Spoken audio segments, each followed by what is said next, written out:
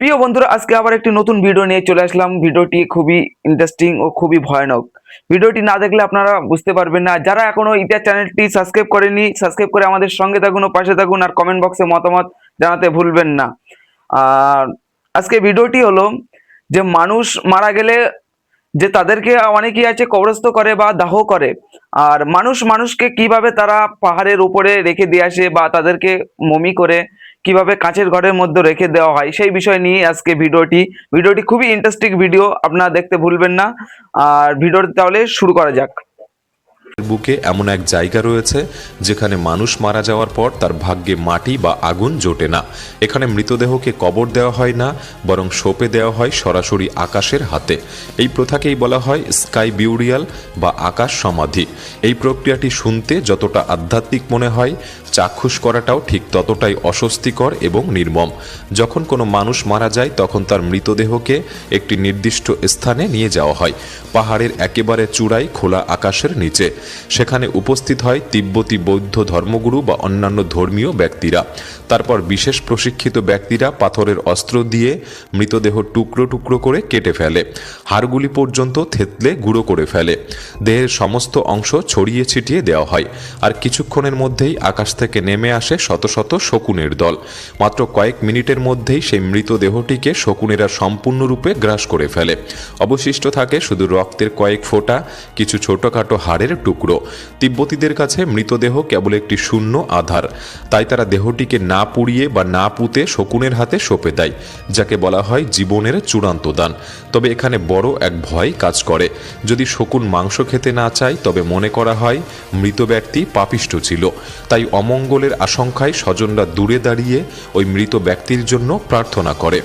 Mary symmetry, রোমানিয়ার ছোট গ্রাম সাপান্তায় একটি কবর স্থান রয়েছে, যা প্রথম দেখায় মোটেও কবরস্থানের মতো মনে হয় না। এখানে নেই কালো পাথরের সমাধি, নেই শোকের আবহ, বরং চোখে পড়ে রঙিন কাঠের ক্রুশ, কার্টুনের মতো আঁকা ছবি, আর তার উপর খোদাই করা জীবনের নানা সত্যি ঘটনা। এই স্থানের নাম মেরি সেমেট্রি বা প্রফুল্ল কবরস্থান। কিন্তু নাম যতটা প্রফুল্ল, এর ভেতরের সত্য ততটাই বিচলিতকর। এখানে প্রতিটি কবরের উপর একটি করে হাতে খোদাই করা কাঠের ক্রুশ বসানো থাকে, আর তাতে লিখে রাখা হয় মৃত ব্যক্তির পুরো জীবন কাহিনী। তাতে শুধু ভালো কথা লেখা হয় না, বরং মৃত ব্যক্তির অভ্যাস, ভুল ত্রুটি, এমনকি মৃত্যুর কারণ পর্যন্ত উল্লেখ করা হয়। কোনো কোনো ক্রুশে লেখা থাকে অতিরিক্ত মদ্যপান করত, তাই তাড়াতাড়ি চলে গেল। আবার কোথাও লেখা আছে এই ব্যক্তি স্ত্রীকে মারধর করত, এখন সে নিজেই মাটির নিচে। এই ঐতিহ্যের সূচনা 1930-এর দশকে, যখন স্থানীয় শিল্পী স্থান ইয়ন পাত্রাস ভাবলেন মৃত্যুকে লুকিয়ে রাখা উচিত নয়। তার বিশ্বাস ছিল একটি মানুষ তার জীবন যেভাবে কাটিয়েছে সেভাবেই স্মরণ করা উচিত। প্রতিটি চিত্রে মৃত ব্যক্তিকে তার দৈনন্দিন কাজে ব্যস্ত থাকতে দেখা যায়। কেউ কৃষিকাজ করছে, কেউ মদ্যপান করছে, কেউ দুর্ঘটনার মুহূর্তে স্তব্ধ হয়ে আছে। অর্থাৎ মৃত্যুর সঠিক মুহূর্তটি এখানে চিরস্থায়ী করে রাখা হয়।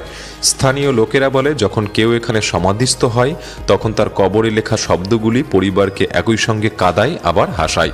কারণ এই কবরস্থান শুধু মৃত্যুর নয়, মানুষের পূর্ণাঙ্গ ও সত্যিকারের জীবনকে নথিবদ্ধ করে রেখেছে। মেরি সেমেট্রি ভয়ের কারণ নয় এখানে মৃতদেহ চাপা পড়ে আছে বলে, বরং ভয়ের কারণ এখানে তোমার জীবন তোমার মৃত্যুর পরও তোমাকে ছেড়ে যায় না।